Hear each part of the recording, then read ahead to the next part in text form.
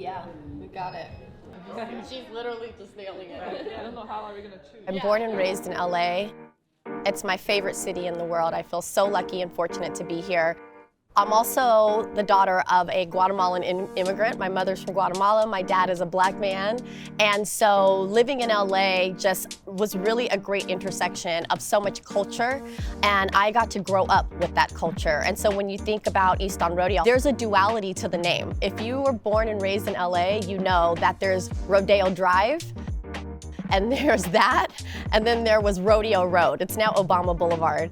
And the duality of that same word, and something as simple as the pronunciation telling you so much about where you are and what you're about, that exists in a lot of minorities and people of color. The duality of showing up in the world every day and also making sure that you're showing up as the most authentic person is tough. And I felt like that the word really embodies that. It resonated with me and who I am and my culture and what I'm about.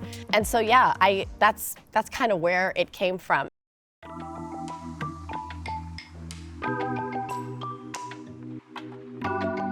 My name's Jessica White, and I'm the founder of East on Rodeo. I really wanted the brand to have a soul. You know, the first challenge was really understanding what's the mission and why does the world need another clothing line? And the tagline for women with more soul than height really embodies what I want the brand to exude and what I want it to stand for.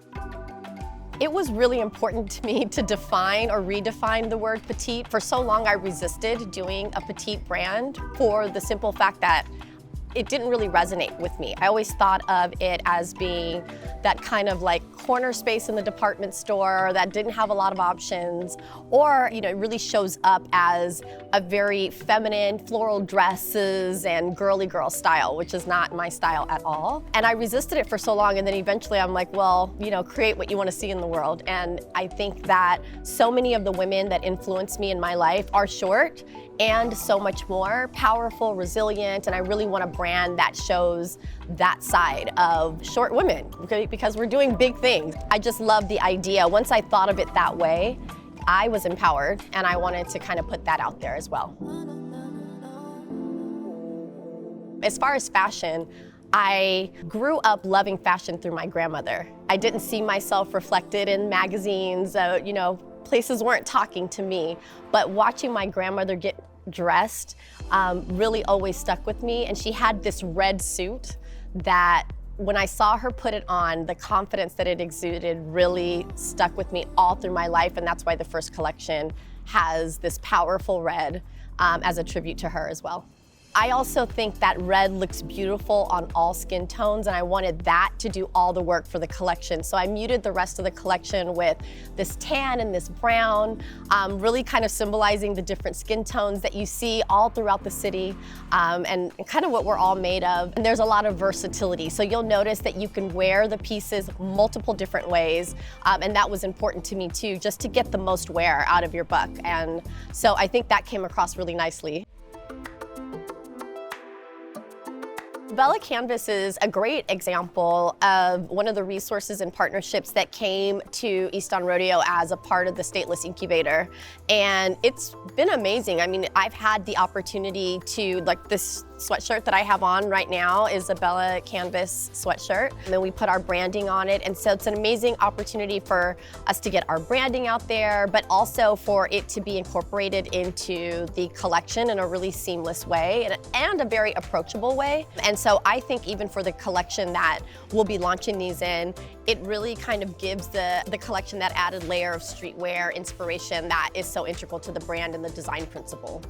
I find myself wearing the sweaters just because I like them.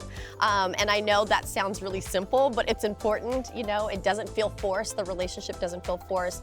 The color palettes are beautiful. What I found for this collection is there was a nice balance of neutrals and pops of colors that you could really leverage to either fill in gaps in your collection. As you know, like when you're a founder and you're just starting out, starting an apparel brand can be pricey, and it's nice to have moments and a partner where you can kind of fill in some gaps and have a well-rounded collection that tells a full story. Working with the Stateless group has really been great. I started working with them initially on helping me kind of create the brand or really kind of come up with the branding and making that vision tangible. And they've been wonderful. I mean, they believed in the vision of the brand and what we stood for. From that moment, really have been great partners and consultants. And so, you know, East on Rodeo is part of their inaugural incubator cohort, where they've done a great job of helping me to connect with other businesses that are interested in supporting multicultural founders and founders that maybe traditionally wouldn't have access to the types of resources that other founders do. And so it's been wonderful. Oh my gosh, future plans for East on Rodeo. I'm really thinking about how to build community and build relationship and build credibility. So a lot of, yes, there's gonna be clothing, but also just a lot of interaction with the women that we wanna interact with. Long term, I would love East on Rodeo to be a brand that activates all your senses. East on Rodeo is a vibe. So it's not just what you wear, it's what you taste, it's what you smell, it's the music that you listen to. And so I'd love for the brand to expand into other product categories and grow.